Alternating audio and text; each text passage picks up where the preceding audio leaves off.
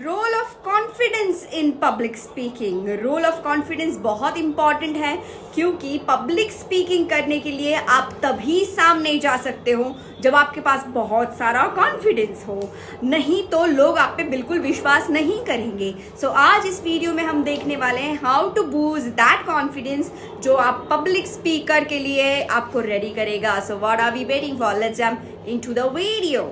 नमस्ते, hello and welcome. मेरा नाम है doctor Bhagyashri M Shinde. I am a motivational speaker, life coach and also a Marathi actor. तो आज हम बात करने वाले हैं role of confidence in public speaking. जब आप कॉन्फिडेंट रहते हो तो आपको अपने ऊपर विश्वास रहता है, आप जो डिलीवर कर रहे हैं उसके ऊपर विश्वास रहता है। और जब आप कॉन्फिडेंट रहते हो तो सामने वाले लोग, जो आपकी ऑडियंस है, वो आप पे विश्वास करती है, बिलीव करती है कि हाँ, इनको अपने नॉलेज की डेप्थ है और तभी ये इतने कॉन्फिडेंटली बता पा रहे हैं। अगर आप नर्वस हैं तो सामने वाले आप पे विश्वास नहीं रखते हैं क्योंकि उन्हें लगता है ये खुद अपने नॉलेज के साथ कन्विंस नहीं है। सो आज का टॉपिक बड़ा ही इंपॉर्टेंट होने वाला है। तो अब आप यहाँ तक आ चुके हो तो प्लीज सब्सक्राइब का बटन दबा के ही जाना। We are going to check out how to boost confidence in public speaking. सबसे पहले तो देखते हैं what is public speaking. Public speaking is the act of talking in front of a live audience. जो भी लाइव ऑडियंस आपके सामने बैठे हुए हैं उनके सामने, वो हो सकते हैं बहुत लार्ज नंबर हो या हो सकता है बहुत छोटा नंबर हो। लार्ज नंबर एज इन आप कॉन्फ्रेंस में बात कर रहे हैं, आप किसी सभा में बात कर रहे हैं, या तो फिर आप कोई लेक्चर दे रहे हो, आप स्पीकर हो, दैट इज पब्लिक स्पीकिंग जो कि लार्ज ऑडियंस के सामने होगा। स्मॉल ऑडियंस, आप किसी पार्टी में टोस्ट कर रहे हो या फिर किसी डिनर पे आप बात कर रहे हो और आप अकेले बात कर रहे हो, सब लोग सुन रहे हैं, that is also public speaking. But public speaking is important at every part. जब भी आप बात करना चाहते हो सकता है आपका प्रेजेंटेशन आपके ऑफिस के सामने वो हो तो भी वो पब्लिक स्पीकिंग होगा। अगर वो आप लाइव ऑडियंस के सामने बात कर रहे हो तो इसके दो तीन पर्पसेस होते हैं पब्लिक स्पीकिंग के। एक तो आप एजुकेट कर रहे हो, परसुएट कर रहे हो, या तो फिर आप किसी को एंटरटेन कर रहे हो। Whatever may be the reason, आपको कॉन्फिडेंट होना जरूरी है क्योंकि आप कॉन्फिडेंट नहीं होगे तो लोग आप पे विश्वास नहीं रखेंगे। So now let's check out कि उस कॉन्फिडेंस जो है हमारा पब्लिक स्पीकिंग में बढ़ाना कैसे। Number 1, focus on helping your audience. आप जब भी बात कर रहे हैं तो अपने आपके ऊपर फोकस नहीं करें कि मैं कैसा दिख रहा हूँ, मैं ठीक से बात कर रहा हूँ, वो सब नहीं देखना है। हमें फोकस करना है अपने आपके ऑडियंस पे। हमें ज़्यादा से ज़्यादा हमें अपने ऑडियंस को हेल्प करने की कोशिश करनी है, उन्हें वैल्यू प्रोवाइड करने की कोशिश करनी है। Whatever you are teaching, हमें ये कोशिश करनी है कि उनको उससे ज़्यादा से ज़्यादा नॉलेज मिले, उन्हें ज़्यादा से ज़्यादा पता चले जो भी आप बोल रहे हो वो। क्योंकि जो भी आपके सामने बैठे हो, जब आप बात कर रहे हो तो वो आपको एक अथॉरिटी के अकॉर्डिंग देखते हैं, एक अथॉरिटी के रूप में आपको देखते हैं। और आपका सक्सेस तभी है जब सामने वाले आप जो भी बात कर रहे हो वो पूरा का पूरा परस्यू कर रहे हैं। So you have to, this is point number 1, that you have to focus on your audience. और आपके ऑडियंस की जो नीड है, उनकी रिक्वायरमेंट्स है, वो फुलफिल आपके स्पीच से होनी चाहिए। Number 2, be clear and concise. जब भी आप अपने ऊपर कॉन्फिडेंट रहते हैं तो आप एकदम क्लैरिटी के साथ सोच पाते हैं, और जो भी आप अच्छे से क्लैरिटी के साथ सोचते हैं वो आप अच्छे से डिलीवर कर पाते हैं। जितना आप अच्छे से डिलीवर करेंगे, आपके सामने बैठे हुए ऑडियंस वो इतना अच्छे से परस्यू कर पाएंगे। So be very concise and clear. आप जब भी कॉन्फिडेंट रहते हैं तो आप काम एंड कंपोज रहते हैं। काम and composed speaker is always appreciated क्योंकि वो अपने जो थॉट्स है वो बहुत अच्छे से पब्लिक तक पहुंचा सकते हैं।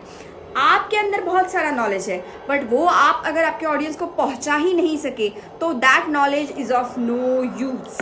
Number 3, create relevant content.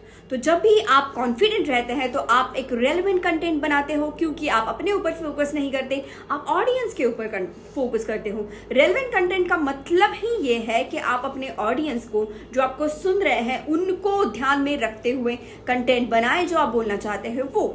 देखिए, 2 टाइप के कंटेंट क्रिएटर्स होते हैं। एक वो जो अपने आप को कॉन्फिडेंट दिखाने के लिए, अपने आप को स्मार्ट दिखाने के लिए कंटेंट बनाते हैं, और दूसरे वो जो ऑडियंस को मद्देनजर रखते हुए कंटेंट बनाते हैं।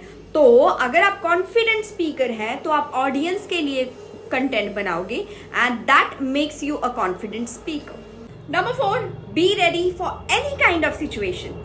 कई बार आपके साथ ऐसा होगा, जब भी आप पब्लिक स्पीकिंग कर रहे हैं, आप क्राउड के सामने बोल रहे हैं, बहुत बार टेक्निकल ग्लिचेस आएंगी, कई बार आपका माइक बंद हो जाएगा, कई बार कू कू की आवाज आएगी आपके माइक से, कई बार सामने वाले ऑडियंस आपको डिस्ट्रैक्ट करने के लिए, डिस्टर्ब करने के लिए कुछ ऐसा एक्ट करेंगे जो कि एक्सपेक्टेड नहीं था।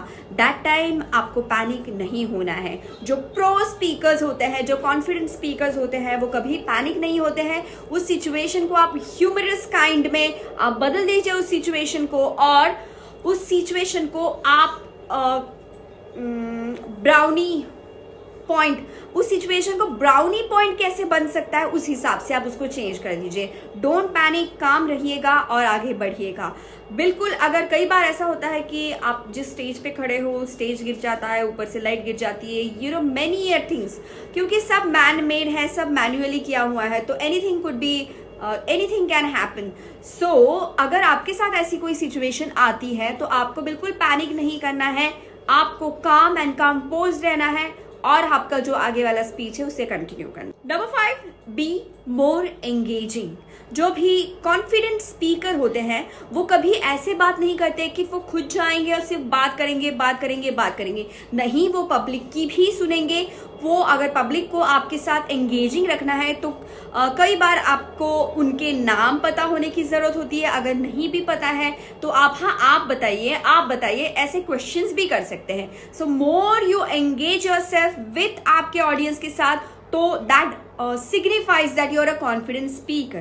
कई बार कुछ क्वेश्चंस आपको आएंगे जिसका आंसर शायद आपको पता नहीं होगा, पर आपको ऐसा नहीं दिखाना है कि आपको पता नहीं है। उसको आप घुमा फिरा के आप कुछ तो भी आंसर कर ही देना, बिकॉज जो सामने बैठे हैं वो आपको एक अथॉरिटी के अकॉर्डिंग देखते हैं। You are a leader for them, you are a boss for them, और आपको अपने आप को वैसे ही प्रेजेंट करना है। Number 6 is build trust. Public speaking में ये बहुत बड़ा बेनिफिट है कि अगर आप कॉन्फिडेंट है तो आप आपके ऑडियंस के साथ एक ट्रस्ट बिल्ड कर देते हैं, और जिससे कि आपका जो भी प्रोडक्ट आप सेल करना चाह रहे हो उसके ऊपर लोगों को ट्रस्ट हो जाता है सिर्फ आपकी बातें सुन के।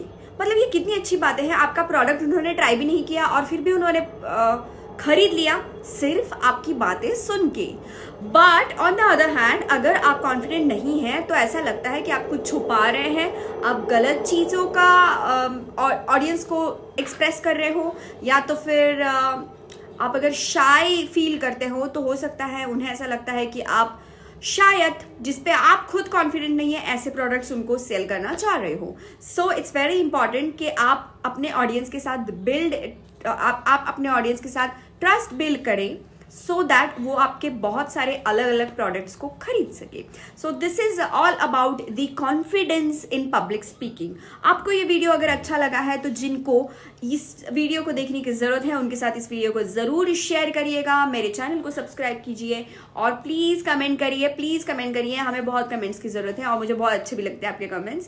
एंड अगर आपको कोई डाउट है तो प्लीज मुझे इंस्टाग्राम पे DM करके जरूर पूछ सकते हैं। डॉक्टर भाग्यश्री M शिंदे और coach doctor Bhagyashri are my Instagram handles. You can ask on any of these 2 handles. Thank you so much. आज के लिए बस इतना ही। खुश रहिए, हंसते रहिए एंड बी कॉन्फिडेंट।